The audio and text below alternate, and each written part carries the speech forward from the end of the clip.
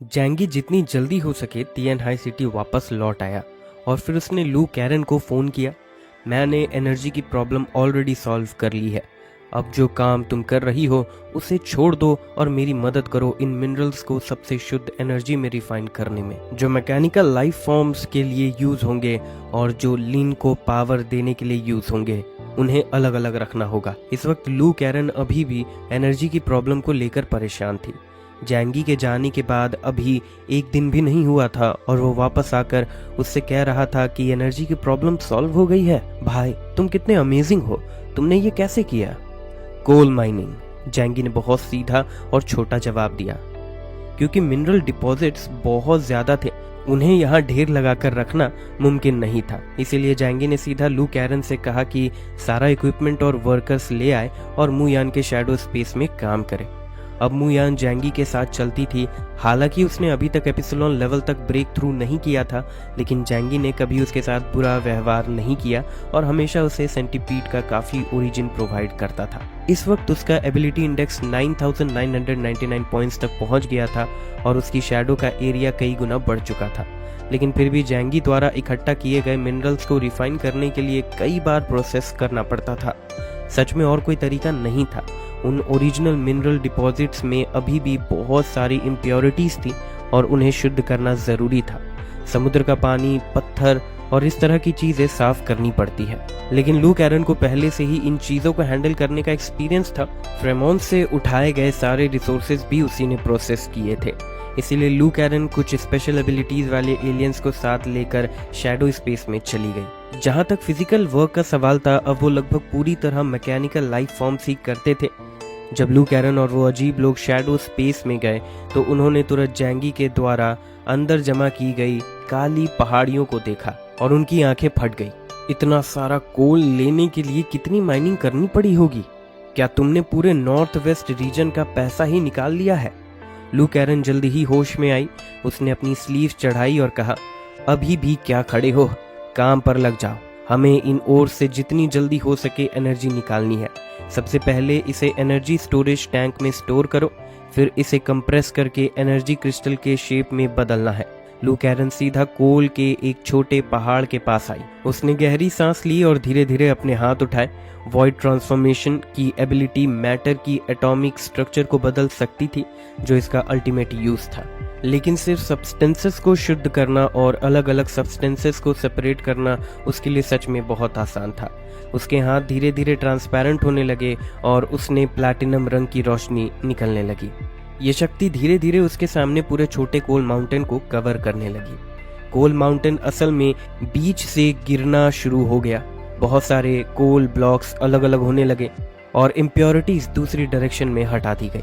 उसके बाद एनर्जी निकालने का वक्त था। कंबशन सबसे सिंपल मेथड था, लेकिन उसमें कुछ ना कुछ वेस्ट जरूर होता। लू कैरन के पास एक और बेहतर तरीका था, जो था कंप्रेशन।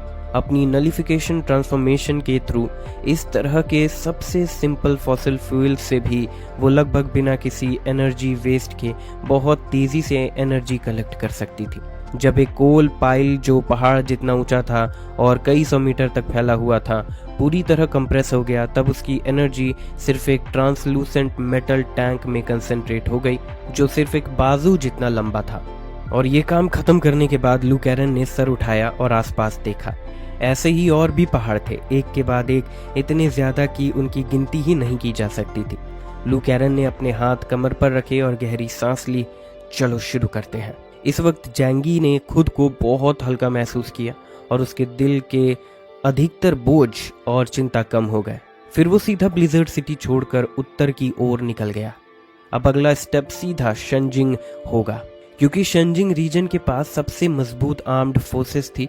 उनका सपोर्ट जैंगी के लिए खास तौर पर बहुत इंपॉर्टेंट था। एक पूरे देश का शिकार करने वाली लड़ाई में सिर्फ टॉप कॉम्बैट पावर पर भरोसा करना काफी नहीं होता। जैंगी लोहे का बना हुआ हो सकता है, लेकिन वो दीवार में कितने किलो कील ठोक सकता है। चाहे वो लिंक के एग्जिस्टेंस पर भरोसा करके अंडरवर्ल्ड के गेटकीपर को रोक सके या हरा भी दे, लेकिन वुलवन एम्पायर के पास अभी भी बहुत बड़ी सेना और पावरफुल एलियंस है और उनसे निपटने के लिए किसी और की जरूरत थी। सिर्फ उसके अपने लोग काफी नहीं थे। और वो सीधा ह्यूमन वेव टैक्टिस से घसीट कर मार दिए जाते। लू कैरन को मैकेनिकल आर्मी बनाने देने के अलावा उसे अलग अलग रीजन से ट्रूप्स भी उधार लेने पड़ते। मकसद बिल्कुल साफ था, कई गुना ज्यादा फोर्स का यूज करके सीधा ओवरवेलमिंग विक्ट्री हासिल करना और अपने आसपास के लोगों की कैजुअलिटीज को अवॉइड करना। जाने से पहले जैंगी ने सबसे पहले मेन युआनचुन, होतू और शेंग दाविन को मैसेज भेजा, मैं शंजिंग आ रहा हूँ, काफी टाइम हो गया है हमें मिले हुए, चलो मिलते हैं और बात करते हैं। तीनों ने नेचुरली मना नहीं किया। उन्हें भी लग रहा था कि इस दौरान जैंगी के दिमाग में जरूर कोई प्लान चल रहा होगा। चुपचाप गुस्सा पी जाना उसके कैरेक्टर का हिस्सा नहीं था, इसीलिए तीनों एक जगह जमा हो गए जैंगी के आने का इंतजार करते हुए। जैंगी बहुत जल्दी पहुंच गया। उधर कम्युनिकेशन खत्म होने की कुछ देर बाद ही वो मिंग इंपीरियल सिटी के गेट पर नजर आया। जैंगी अब भी बहुत डिसिप्लिन था। वो सिटी वॉल पर चढ़ा और आसपास के सोल्जर से कहा, कृपया उन्हें इन्फॉर्म कर दीजिए मैं केओस आ गया हूँ, आपके लीडर को इस बात का पता है। ट्रूप्स को लीड कर रहा एक जनरल सिटी वॉल पर आया और बहुत आदर के साथ सल्यूट किया, हमें मार्शल मैंग से ऑर्डर्स मिल चुके हैं, कृपया तोंगशिंग हॉल चलिए। जैंगी ने फिर अपनी एबिलिटी का यूज नहीं किया, आखिर वो किसी और के टेरिटरी में आया था, बेसिक रिस्पेक्ट देना जरूरी था। इसीलिए वो एक स्पेशल कार में बैठा और सीधा तोंगशिंग हॉल की तरफ गया। पिछली बार जब मैं आया था तब से मिंग इंपीरियल सिटी का रूप काफी बदल चुका है। आसमान के ऊपर एक बहुत बड़ा ट्रांसपेरेंट कवर था, लेकिन वो सिंपल ग्लास कवर नहीं था, बल्कि बहुत कॉम्प्लेक्स मल्टीफेसेटेड क्राफ्टमैनशिप से बना हुआ था। अंदर रोशनी बहुत थी, लैम्प सप्लीमेंट्री लाइटनिंग के लिए यूज हो रहे थे और टेम्परेचर बहुत सुखद था। जमीन पर गिरने वाली बर्फ गायब हो चुकी थी, सिर्फ कुछ एरियाज में थोड़ी स्नो छोड़ी गई थी, जैसे विंटर का एटमॉस्फेयर प्रिजर्व करने के लिए। जब कार तोंगशिंग हॉल पहुंची तब लॉन्ग मिंग गार्ड के लोग पहले से ही वहां इंतजार कर रहे थे। 36 सेलेशियल बीइंग्स दरवाजे के बाहर खड़े थे। जब उन्होंने जैंगी को देखा, उनकी आंखें क्यूरियोसिटी और एडमिरेशन से भर गई। क्या वो लेजेंडरी केओस है? वो इतना यंग और हैंडसम है, फिर भी सिर्फ 3 सालों में पूरी दुनिया में मशहूर हो गया। कहते हैं कि आज के एलियन वर्ल्ड के हिसाब से सबसे पावरफुल एलियंस में उसका नाम आता है। वो सच में मेरा आइडल है। मुझे उम्मीद नहीं थी कि मैं उसे फिर से देख पाऊंगा। पिछली बार जब मैंने उसे देखा था वो पिछली बार ही था। मेरी जिंदगी का सबसे बड़ा सपना है कि उसकी अचीवमेंट का आधा नहीं बस 10वां हिस्सा ही हासिल कर लूं। जब ये पावरफुल और well trained Long Ming guards जैंगी को देख रहे थे तो उन्होंने अपनी यूजुअल रिजर्व की बिल्कुल परवाह नहीं की और उनकी आंखें जुनून से भर उठी। लॉर्ड केओस, नमस्ते लॉर्ड केओस। लॉर्ड केओस को प्रणाम। हर कोई बेचैनी से जैंगी को देख रहा था, उम्मीद करते हुए कि जैंगी कम से कम एक पल के लिए अपनी नजर ऊपर उठाए। 3 साल पहले तियानहाई सिटी का ये वेयर हाउस मैनेजर जो एक आम परिवार से आया था, उसकी शुरुआत यहाँ मौजूद सभी लोगों से भी नीचे थी। लेकिन आज के दिन में वो पूरे हुआक्शु किंगडम का सबसे फेमस और शायद सबसे शक्तिशाली व्यक्ति बन चुका था। कौन उसकी तारीफ नहीं करेगा? कौन उसे अपना लक्ष्य नहीं बनाएगा? जैंगी गाड़ी से उतरकर आगे बढ़ा। जब उसने देखा कि ये लॉन्ग मिंग गार्ड्स उसके प्रति इतने उत्साहित थे तो उसने हल्की सी मुस्कान दी, सर हिलाया और उनकी तरफ हाथ हिलाया। भीड़ में अचानक एक तेज चीख सुनाई दी। कई फीमेल टीम मेंबर्स के चेहरे बंदर के पिछवाड़े की तरह लाल हो गए और वो एक्साइटमेंट से लगभग बेहोश होने वाली थी। पूरा सीन बिल्कुल किसी सुपरस्टार से मिलने जैसा था। लेकिन अब पूरे हुआक्शु किंगडम में जैंगी की रेपुटेशन को देखते हुए उसके लिए ऐसा ट्रीटमेंट मिलना बिल्कुल कोई ज्यादा नहीं था। दुनिया के खत्म होने के बाद लोग जिन मर्दों की पूजा करते थे वो अब गाने और नाचने वाले हैंडसम यंग मैन नहीं रहे, बल्कि पावरफुल स्ट्रेंथ वाले एलियंस बन गए थे। जैंगी ने अपने एडमायरर्स की नजरों के बीच तोंगशिंग हॉल की तरफ चला गया। जब वो दरवाजे पर पहुंचा उसने देखा कि 2 अजीब आदमी सफेद लॉन्ग मिंग गार्ड यूनिफॉर्म्स पहने हुए दरवाजे के दोनों तरफ खड़े थे। जो कपड़े वो पहने हुए थे उनका स्टाइल लॉन्ग मिंग गार्ड्स के कपड़ों जैसा ही था, लेकिन जैंगी को याद नहीं था कि उसने पहले कभी ऐसे कपड़े देखे हों। दोनों आदमी ज्यादा बड़े नहीं लग रहे थे, लगभग 20 साल के आसपास के थे। एक लंबा और पतला था जिसकी बाहें काफी लंबी थी, दूसरे के बाल बिखरे हुए थे और काले बालों के बीच कुछ लाल बालों की लड़ियां मिली हुई थी। जब उन दोनों ने उसे देखा उनकी आंखों में एक्साइटमेंट था और साथ ही एक हल्का सा चैलेंज करने का जज्बा भी, लेकिन उसे बहुत अच्छी तरह छुपाया गया था। क्या आप लॉर्ड केओस हैं? लंबे और पतले आदमी ने उत्सुकता से पूछा। जैंगी ने हल्की सी मुस्कान के साथ सर हिलाया। तुम कौन हो? लंबे और पतले आदमी ने अपना अंगूठा उठाकर अपनी तरफ इशारा किया। मैं वो आदमी हूँ जो फ्यूचर में तुमसे आगे निकलेगा। कृपया मेरा नाम याद रखना। मैं शेंजिंग ज़ोडियाक का मंकी हूँ, great sage equal in heaven, Sun Wukong. The 12 zodiac animals, Sun Wukong. जैंगी ने अपनी भौहें उठाई। ऐसा लग रहा था कि शेंजिंग डिस्ट्रिक्ट फिर से नए लोगों को ट्रेन कर रहा था। मेरे सामने खड़े ये 2 यंग लड़के शायद एपिसलोन लेवल की सुपरनेचुरल पावर तक पहुंच चुके हैं। हाँ ठीक है, अच्छा काम कर रहे हो, जैंगी ने शांत तरीके से जवाब दिया। दूसरी तरफ खड़ा रेड हेयर्ड यंग मैन मुस्कुराया और दरवाजा खोल दिया। उसका बस ऐसे ही टेम्परामेंट है, कृपया बुरा मत मानिएगा। वैसे मैं रैट हूँ, चाइनीज ज़ोडियाक का ग्रेट गॉड ऑफ 3 एटलार्स और सी नेजा। अगर आप मेरा नाम याद रख सके तो ये मेरे लिए सम्मान की बात होगी। जैंगी मुस्कुराते हुए अंदर चला गया और फिर दरवाजा नेजा कोड नेम वाले यंग लड़के ने बंद कर दिया। दोनों ने एक दूसरे की तरफ देखा, बोलने की हिम्मत नहीं हुई, लेकिन अपने स्मार्ट डिवाइसेस के थ्रू मैसेजेस से बात करने लगे। नेजा का मैसेज था जैसा एक्सपेक्टेड था, केओस वैसे ही है। उसकी ऑरा मुझे हिलने तक नहीं देती। पता नहीं हम कब इस लेवल तक पहुंच पाएंगे। सन वुकोंग ने उसकी तरफ देखा और जल्दी से मैसेज भेजा। मैंने तो ऐसा कुछ नहीं देखा। मुझे नहीं लगता कि वो हमारे लॉन्गमिंग गार्ड के जनरल शेंग दाविन जितना ऑप्रेसिव है। वो तो एक आम आदमी जैसा लगता है। उसने अपने हाथ सर के पीछे रखे और अपने बड़े सफेद दांत दिखाते हुए कहा, एक दिन वो मेरी जगह ले सकता है। नेजा ने सांस भरी। तुम क्या जानते हो, जो बड़े लोग जितने ज्यादा आम दिखते हैं वो उतने ही ज्यादा खतरनाक होते हैं, क्योंकि बहुत कम लोग जिनके पास पावरफुल एबिलिटीज होती हैं वो अपनी शक्ति को छुपाकर खुद को आम आदमी जैसा दिखाने के लिए तैयार होते हैं। इसी तरह की मेंटालिटी और पेशेंस हमें सीखनी चाहिए। जैंगी तोंगशिन हॉल के अंदर गया, जहां हो तू शेंग दावन और मैन युआनजुन पहले से ही उसका इंतजार कर रहे थे। तोंगशिन हॉल का इंटीरियर पुराने और नए स्टाइल का एक मिक्स था। वहाँ पुराने ज़माने का महंगा महागोनी फर्नीचर था और दीवारों पर ऐसे स्लोगन्स भी लगे थे जो सिर्फ पिछली सदी में देखे जा सकते थे।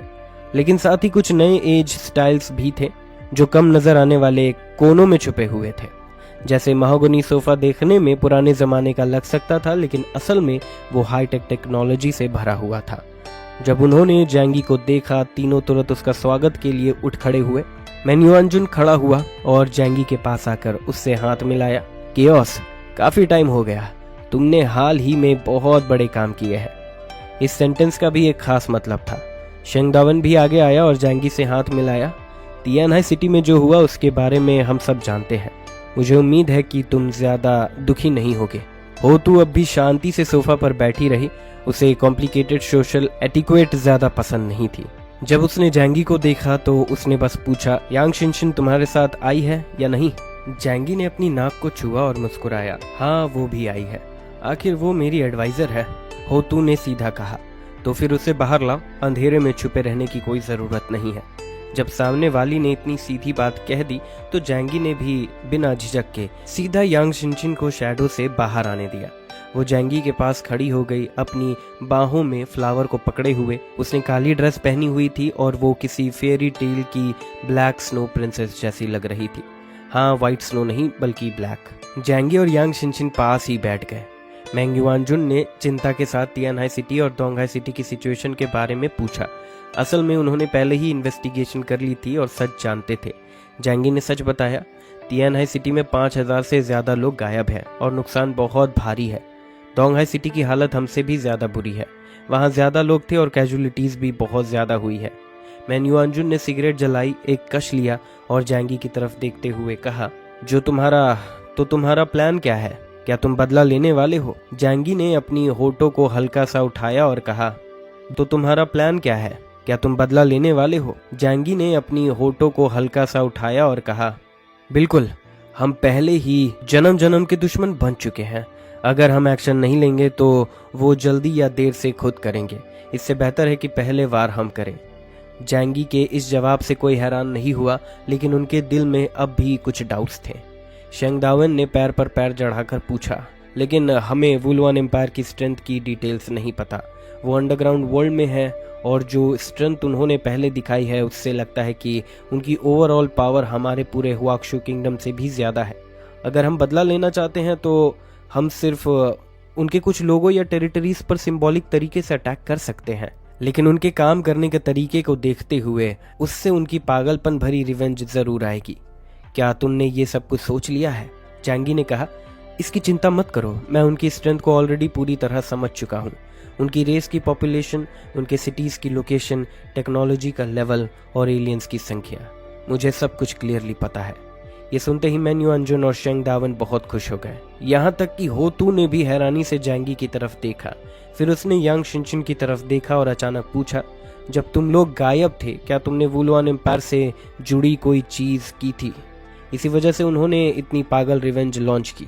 अगर वुलुआन एम्पायर के बारे में इंटेलिजेंस हासिल करनी हो और वो भी इतनी कॉन्फिडेंशियल इन्फॉर्मेशन, तो तुम्हें ज़रूर वुलुआन एम्पायर के टॉप कोर पर्सनल के कांटेक्ट में आना पड़ता। होतू ने तुरंत ये बात समझ ली। उसकी आंखों में एक अंधेरी रोशनी चमकी, उसका दिमाग तेज गति से चलने लगा और वो चुप हो गई। मैन युआनजुन और शेंग दावन ने एक दूसरे की तरफ देखा, फिर जैंगी की तरफ। दोनों ने एक नज़र डाली। तो ऐसा है, अगर बात वैसी थी तो उन्हें जैंगी से पूछना पड़ता कि वो इतनी बड़ी मुसीबत क्यों खड़ी कर रहा था। पूरे दक्षिण पूर्वी तट पर जो बाढ़ आई थी उसकी जिम्मेदारी भी जैंगी को उठानी पड़ती। बिल्कुल नहीं, जैंगी ने बिना झिझक के तुरंत इनकार कर दिया। जब हम तियानहाई सिटी से बाहर गए थे तब हमने एक बहुत इंपॉर्टेंट काम किया था, वो था ड्रग जायंट गॉड मैमन को सील करना। जैंगी ने सीधे सब बता दिया। वैसे भी ये बात जल्दी ही बड़े देशों के बीच फैलने वाली थी। वुलुआन एम्पायर के लोगों को पता नहीं कहां से ये खबर मिल गई और उन्होंने रास्ते में हम पर अम्बुश करने की कोशिश की। आखिर में मैंने उन सबको मार दिया। इसी वजह से उन्होंने हमसे बदला लिया। मैन युआनजुन और शेंग दावन के एक्सप्रेशन बार बार बदलने लगे। ड्रग जायंट गॉड मैमन को सील करना, उन्हें थोड़ा बुरा लगा कि जैंगी ने इतनी इम्पोर्टेंट बात पहले नहीं बताई। वो ये भूल गए थे कि जैंगी का तियानहाई सिटी ग्रुप एक इंडिपेंडेंट ऑर्गेनाइजेशन था। आखिर जैंगी अब बहुत पावरफुल हो चुका था, इसीलिए वो नेचुरली मानते थे कि देश के टॉप मास्टर्स के रूम में जैंगी को अपने एक्शंस के बारे में रीजनल लीडर्स को बताना चाहिए। कम से कम वाक्शु स्टेट के सबसे बड़े बॉस को शेंजिंग डिस्ट्रिक्ट में जरूर इन्फॉर्म करना चाहिए था। होतू की आंखों में एक अजीब सी चमक आई और उसने अचानक समझ लिया कि उस दिन ब्लैक ड्रैगन उसे क्विनलिन माउंटेन्स के नीचे वाले ड्रैगन एरिया में क्यों ले गया था। जैंगी ने तीनों से कहा, मैंने वुलुआन एम्पायर के अंदर सब कुछ कंट्रोल में कर लिया है। अगर हमें वापस वार करना है तो अभी सबसे सही वक्त है, क्योंकि उनकी नज़रों में हम अभी भी कमज़ोर देश हैं जो उनके खिलाफ खड़े होने की हिम्मत नहीं करता। इसीलिए सब लोगों से मेरी ज़रूरत है कि आप मुझे स्ट्रैटेजिक रिसोर्सेज प्रोवाइड करें ताकि हम वुलुआन एम्पायर के खिलाफ रिवेंज वॉर लॉन्च कर सके। क्या आप इससे एग्री करते हैं? कोई भी तुरंत नहीं बोला। शेंग दावन की भौवें इतनी सिकुड़ गई थी कि एक गांठ सी बन गई। उसने अपने चेहरे को जोर से मला, जैसे अपने दिमाग को और साफ करना चाहता हो ताकि सिचुएशन को सही से जज कर सके। मैन युआनजुन सिगरेट के बड़े बड़े कश ले रहा था। ये मामला बहुत बड़ा था और तुरंत जैंगी को जवाब देना मुमकिन नहीं था। इसी वक्त यांग शिनशिन ने बोलना शुरू किया। वाक्शु किंगडम और वुलुआन एम्पायर अब जन्म जन्म के दुश्मन बन चुके हैं। अगर हम इस मौके पर अटैक नहीं करते तो वो जल्दी या देर से हम पर खुद हमला करेंगे। क्या आप सच में ये उम्मीद करते हैं कि ड्रैगन क्लैन हमेशा आपके लिए रक्षा करता रहेगा? वो अचानक हल्की सी हंसी और शांत आवाज में बोला, चाहे सच में वॉर शुरू भी हो जाए, हम हमेशा यहाँ से निकलकर किसी सेफ एरिया में जा सकते हैं। ईस्टर्न कोस्टल बॉर्डर डिफेंड करना पड़े और आप बिना कुछ दिए यहाँ सब कुछ एंजॉय करते रहें। ये शब्द सुनते ही मैन युआनजुन और शेंग दावन और भी ज्यादा भौवें चढ़ाकर बैठ गए। हमारी ऑर्गेनाइजेशन को आपकी ज़रूरत है, ऐसा नहीं है, बल्कि आपको हमारी पावर की ज़रूरत है। इसीलिए अच्छी तरह सोचिए कि असली बेनिफिशियरी कौन है और ये मत सोचिए कि हम यहाँ आपके हेल्प मांगने आए हैं। यांग शिनशिन ने सामने बैठे तीनों लोगों की तरफ देखा। हम यहाँ आपकी मदद करने आए हैं। मैन युआनजुन और शेंग दावन कुछ पल के लिए बिल्कुल चुप हो गए, क्योंकि यांग शिनशिन ने सीधा निशाने पर वार किया था। दुनिया के सबसे top space based ability user के रूप में जैंगी के पास ये एबिलिटी थी कि वो अपना तियानहाई फोर्ट्रेस और अधिकतर सबऑर्डिनेट्स को ले जाकर कहीं भी बच सकता था। और जैंगी की स्ट्रेंथ और उसके कम के नीचे जो इलाइट टीम थी, उनका इस दुनिया में कई जगह स्वागत होता। अगर उनका अपनी जन्मभूमि से लगाव ना होता तो वो पावरफुल वुलुआन एम्पायर के दुश्मन क्यों बनते? शेंग दावन, हम ये नहीं कह रहे कि हम तुम्हारा सपोर्ट नहीं करते, बस ये मैटर बहुत रिस्की है। तुम कितने कॉन्फिडेंट हो? कहीं ऐसा तो नहीं कि सब उल्टा पड़ जाए और पूरे हुआक्शु नेशन की नेशनल स्ट्रेंथ बर्बाद हो जाए? यांग शिनशिन ने ठंडी हंसी के साथ बहुत कॉन्फिडेंस से कहा, जब तक आप अपनी पूरी कोशिश करेंगे हम ये बैटल जरूर जीतेंगे। तुम इतनी कॉन्फिडेंट क्यों हो? मैन युआनजुन भी एक पल के लिए थोड़ा कंफ्यूज हो गया। सिर्फ इसीलिए क्योंकि मेरा भाई केओस है, ये 2 शब्द ही काफी है। यांग शिनशिन ने जैंगी के साइड की प्रोफाइल को देखा। उसके चेहरे पर एक नॉर्मल मुस्कान थी और उसकी आंखों में वो एडमिरेशन थी जो वो किसी और के लिए कभी नहीं दिखाती थी। मैन युआनजुन और बाकी लोगों को तब याद आया कि उनके सामने बैठा आदमी सबसे ज्यादा किस बात के लिए मशहूर था। सिर्फ उसकी स्ट्रेंथ के लिए नहीं, बल्कि उसके काम करने के अंदाज की स्टेबिलिटी के लिए। ये आदमी जो अपनी जान बचाने को जिंदगी का सबसे बड़ा आयरन रूल मानता था, वो कभी बिना कॉन्फिडेंस के कोई काम नहीं करता था, खुद मौत ढूंढने तो बिल्कुल नहीं। केओस, तुम्हारे ऊपर अब भी बहुत सारी धुंध है जिसे हम देख नहीं पा रहे हैं, शेंगदावन ने भावुक होकर कहा। जैंगी ने अपने हाथ मलते हुए मुस्कुराकर कहा, बस इतना बताओ, इस बैटल में तुम मेरा सपोर्ट करोगे या नहीं? शेंगदावन और मैन युआनजुन ने फिर एक दूसरे की तरफ देखा। नजर मिलने के बाद मैन युआनजुन ने जैंगी से कहा, हमें इसके बारे में फिर से सोचना होगा, उसके बाद हम तुम्हें जवाब देंगे।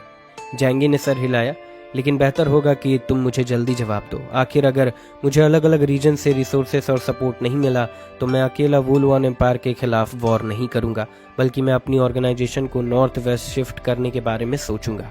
इस तरह जब वुलुआन एम्पायर सच में किसी दिन अटैक करेगा तो मुझे तुम्हारे सामने खड़े होकर तुम्हें डिजास्टर से बचाने की कोई जरूरत नहीं पड़ेगी। जैंगी के शब्द बिल्कुल भी नम्र नहीं थे। अगर तुम कंट्रीब्यूट करने को तैयार नहीं हो तो मुश्किल में पड़ने पर मुझसे मदद की उम्मीद मत करना। बेहतर होगा कि तुम समझ लो कि किसे किसकी जरूरत है। शेंगदावन ने थूक निगला और कहा, चिंता मत करो, हम तुम्हें जितनी जल्दी हो सके जवाब देंगे। जैंगी ने सर हिलाया, ठीक है, 3 दिन, मुझे 3 दिन के अंदर तुम्हारा जवाब चाहिए। ये कहकर वो खड़ा हो गया और यांग शिनशिन और फ्लावर को लेकर दूसरे रीजन्स में जाने की तैयारी करने लगा। वो एक बहुत कॉशियस आदमी था।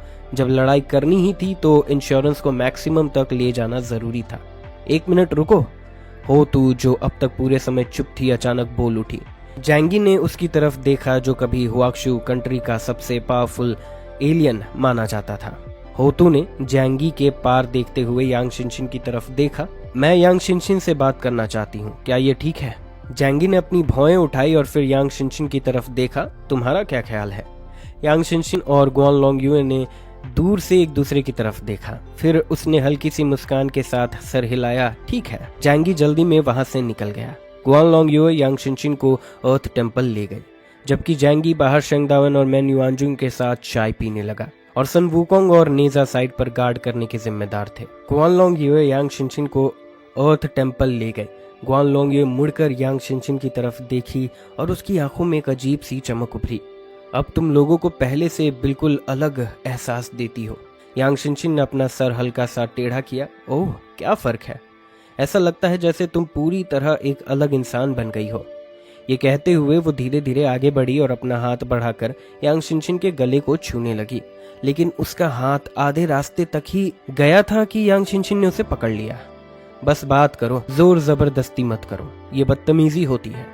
गुआन लोंगयुए हल्की सी हंसी और अपना हाथ वापस खींच लिया। मुझे काफी पहले से पता था कि तुम बस चुपचाप जैंगी के साथ चलकर एक ऑर्डिनरी थिंक टैंकर बनकर नहीं रहोगी।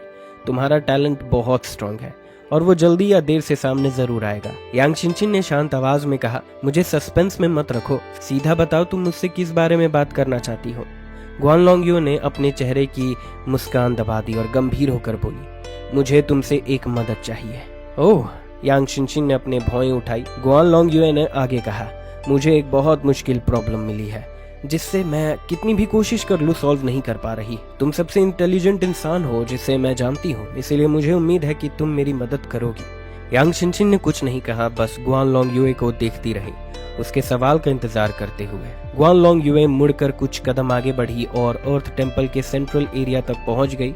इस बड़े हॉल के अंदर जमीन आसमानी नीली थी, बिल्कुल एक साफ स्प्रिंग की तरह, जिसे देखते ही इंसान को शांति और ताजगी महसूस होती थी। शिनशिन, ध्यान से देखो, ये मेरी प्रॉब्लम है। जैसे ही उसने बात खत्म की, उसने अचानक अपने दोनों हाथ उठाए और उसकी स्लीव्स के अंदर से एक के बाद एक सफेद जेड के धागे उड़ने लगे। वो इतनी ज्यादा संख्या में थे कि बिल्कुल किसी परी के फूल बिखरने जैसे लग रहे थे। फिर वो उसके सर के ऊपर की चारों तरफ फैल गए और धीरे धीरे एक बहुत बड़ा और लगातार बदलता हुआ पुराना पैटर्न बन गया, जो बहुत कॉम्प्लेक्स लेकिन डिटेल्ड था। जिस पल यांग शिनशिन ने उस फिगर को देखा उसकी आंखों में एक हल्की सी हैरानी चमकी, क्योंकि उसने ये पैटर्न पहले भी देखा था। डेविल्स आई के नीचे वाले सील्ड प्लेस में उसने अपनी आंखों से चैंग लुआन को इसी तरह के जेड का यूज करके एक बहुत बड़ी ड्रैगन क्लैन से मिला सीलिंग फॉर्मेशन है। शेंजिंग डिस्ट्रिक्ट और ड्रैगन क्लैन के बीच का कनेक्शन लगता है सोच से भी ज्यादा कॉम्प्लिकेटेड है, यांग शिनशिन ने दिल में चुपचाप सोचा। ग्वान लोंग युए ने यांग शिनशिन से कहा, ये एक एंशिएंट फॉर्मेशन है जो मुझे मिला है। अगर तुम मेटाफिजिक्स नहीं समझती हो तो शायद इसे समझना मुश्किल हो। सिंपल शब्दों में कहूँ तो ये जेड पीसेस बिल्कुल सर्किट बोर्ड के इलेक्ट्रोड्स की तरह है और पूरा फॉर्मेशन एक बहुत बड़ा और कॉम्प्लेक्स सर्किट बोर्ड है। इसमें सुपरनैचुरल एनर्जी डाली जाती है और उसे फिक्स पैटर्न्स के हिसाब से फ्लो करने दिया जाता है, तब एक स्पेशल सीलिंग इफेक्ट पैदा होता है। बस प्रॉब्लम यह है कि इस फॉर्मेशन का ट्रांसफॉर्मेशन बहुत ज़्यादा कॉम्प्लिकेटेड है। मुझे कई डिफ़िकल्टीज मिली हैं और मैं अभी तक इसे पूरी तरह समझ नहीं पाई। यांग शिनशिन ने अपनी सरप्राइज को बहुत अच्छी तरह छुपा लिया और दिल में चुपके से हंसी। जब उसने ये फॉर्मेशन देखा तो उसे बहुत जलन हुई। ये फॉर्मेशन प्राचीन समय के बागवा के सेम ओरिजिन का था, लेकिन बाद की जनरेशन्स का बागवा सिर्फ एक इनकम्प्लीट वर्जन था।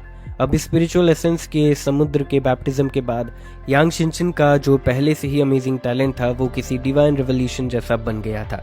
वो धीरे धीरे इस दुनिया के एसेंस को देखने लगी और अपने खुद के थॉट्स का यूज करके मटेरियल वर्ल्ड की कॉग्निशन को इन्फ्लुएंस कर सकती थी। इसीलिए वो बहुत अच्छी तरह जानती थी कि इस फॉर्मेशन का असल एसेंस क्या था। ये फॉर्मेशन बागवा से बहुत मिलता जुलता है ना? यांग शिनशिन ने ग्वान लोंग युए से कहा। हमारे देश में 8 डायग्राम्स को एक्सप्लेन करने वाली सबसे पुरानी किताब जोई है, जिसे सबसे क्लासिक का पहला भी कहा जाता है। हजारों सालों तक बहुत लोग इसे फेंग शुई और फॉर्च्यून टेलिंग का गाइड मानते रहे हैं, लेकिन बहुत कम लोग समझते हैं कि इसके अंदर पूरे यूनिवर्स के ऑपरेशन को चलाने वाले लॉज छुपे हुए हैं। ग्वान लोंग युए यांग शिनशिन की बात को बहुत ध्यान से सुन रही थी। यांग शिनशिन ने आगे कहा, मैंने कंप्यूटर साइंस पढ़ा है, इसीलिए मैं बाइनरी को बहुत अच्छी तरह समझती हूँ। सिर्फ 2 नंबर्स 0 और 1 पूरे यूनिवर्स की हर चीज़ को एक्सप्लेन कर सकते हैं। इसीलिए मेरा मानना है कि बुक ऑफ चेंजेस लोगों को ये सिखा रही है कि यूनिवर्स को या मटेरियल वर्ल्ड को उसके अंडरलाइन कोड को समझकर कैसे समझा जाए। उसने अपने दिमाग की तरफ इशारा किया। ह्यूमन कॉग्निशन दुनिया को बदल सकती है, लेकिन बहुत ही कम लोग अपनी स्पिरिचुअल विजडम को खोल पाते हैं और अपने थॉट्स को एथर के साथ कनेक्ट कर पाते हैं। इसी वजह से ये मीडियम मटेरियल पैदा हुआ। जो फॉर्मेशन तुम यूज कर रही हो वो फिजिक्स का यूज करके एक ऐसा फ्रेमवर्क बनाता है जो मटेरियल वर्ल्ड के अंडरलाइंग लॉजिक से कनेक्ट हो सके और फिर दुनिया के लॉस को बदल सके। ये सब सुनने के बाद ग्वान लोंग युए ने पूछा, तुम्हारा मतलब है अगर ये दुनिया क्रिएटर के सेट की हुई एक प्रोग्राम है तो जो मेथड मैं यूज कर रही हूँ वो बिल्कुल एक एक्सटर्नल माउस और कीबोर्ड का यूज करके नया प्रोग्राम कोड इनपुट करने जैसा है? लगभग इसका मतलब वही है, यांग शिनशिन ने शांत तरीके से कहा। ये मुश्किल नहीं है। उसने उस कॉम्प्लिकेटेड फॉर्मेशन की तरफ देखा। अनगिनत जेड थ्रेड्स देखने में केओटिक तरीके से हिलते हुए लग रहे थे, लेकिन असल में वो सख्त नियमों को फॉलो कर रहे थे। यांग शिनशिन आगे बढ़ी और सिर्फ एक उंगली से ग्वान लोंग युए के लिए उसका लूप होल ढूंढ लिया। तुम सच में एक रुकी इंजीनियर हो। जो कोड तुम इनपुट कर रही हो वो बग से भरा हुआ है, इसलिए तुम्हारा प्रोग्राम कभी काम नहीं करता। ग्वान लोंग युए नाराज नहीं हुई, बल्कि ऐसा लगा जैसे उसे अचानक समझ आ गया हो। अगर मैं कोडिंग सीखूं तो क्या इससे मुझे कुछ समझने में मदद मिलेगी? सबसे अच्छा होगा अगर तुम मैथमेटिक्स पढ़ो, खासकर एडवांस मैथमेटिक्स, यांग शिनशिन ने कहा। यांग शिनशिन ने ग्वान लोंग युए को उसकी प्रॉब्लम समझा दी, लेकिन उसने सीलिंग फॉर्मेशन का ये मेथड सीखने की सलाह नहीं दी, क्योंकि वो बहुत अच्छी तरह जानती थी कि ग्वान लोंग युए अपने दम पर इस सीलिंग टैलेंट को मास्टर नहीं कर सकती। इसलिए ग्वान लोंग युए को उसकी जरूरत थी।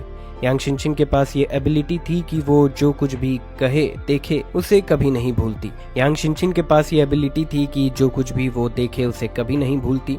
जब तक वो लगातार ग्वान लोंग युए को गाइड करती रहेगी, वो बहुत जल्दी इस एबिलिटी को मास्टर कर लेगी। ये भी मुमकिन था कि वो ग्वान लोंग युए से भी ज्यादा तेजी से सीख जाए। बाहर जैंगी, मैन युआनजुन और शेंग दावन एक साथ चाय पी रहे थे और वो लोग कैजुअली बात कर रहे थे। शेंजिंग डिस्ट्रिक्ट के पास वाक्शु किंगडम की सबसे कॉन्फिडेंशियल इन्फॉर्मेशन होती थी, इसीलिए जैंगी ने उनसे पूछा कि क्या वो जिनजिन चर्च और तोंग ऑर्गेनाइजेशन के बारे में जानते हैं। शेंग दावन और मैन युआनजुन की आंखें तुरंत सतर्क हो गई। मुझे पता था कि वो तुमसे कांटेक्ट करेंगे। केओस, तुम्हें समझना होगा कि रिलीजन्स अपनी टीचिंग्स फैलाने के लिए कुछ भी कर सकते हैं। हम पक्के एथिस्ट हैं और उन अजीब चीज़ों पर विश्वास नहीं करते। मुझे उम्मीद है तुम उनके जाल में नहीं फंसोगे। जैंगी ने सर हिलाया। मुझे उन सब चीज़ों से कोई लेना देना नहीं है, लेकिन जब इंटरनेशनल ट्रबल्स को हैंडल करना पड़ता है तो उनसे डील करना अनअवॉइडेबल हो जाता है। शनदावन ने कहा, दोनों में से कोई भी आसान नहीं है। सतर्क रहना कोई बड़ी गलती नहीं है। सबसे अच्छा है कि किसी एक साइड को चूज मत करो, न्यूट्रल रहो और दोनों के बीच में खड़े रहो। इसी तरह तुम सबसे ज्यादा बेनिफिट हासिल कर सकते हो। वो लोग जैंगी के एक्शंस को लेकर बहुत कंसर्न थे। आखिर जैंगी अब हुआक्शु किंगडम की सबसे बड़ी कॉम्बैट फोर्स था। उसका पैर जिस भी डायरेक्शन में बढ़ेगा उसका पूरे हुआक्शु किंगडम पर बहुत बड़ा असर पड़ेगा। लेकिन जैंगी को इसमें कोई खास इंटरेस्ट नहीं था। जब उसने दूसरे सवाल पूछे, मैन युआनजुंग और शनदावन हमेशा किसी न किसी तरीके से सेंसिटिव पॉइंट्स को अवॉइड कर देते थे। धीरे धीरे जैंगी को थोड़ा बोर महसूस होने लगा। इतने वक्त के बाद भी वो लोग अभी भी कुछ बातें छुपा रहे थे। हालांकि मैन युआनजुंग और शनदावन के नजरिए से देखा जाए तो ये समझना मुश्किल नहीं था। जैंगी के लिए कोई बेकार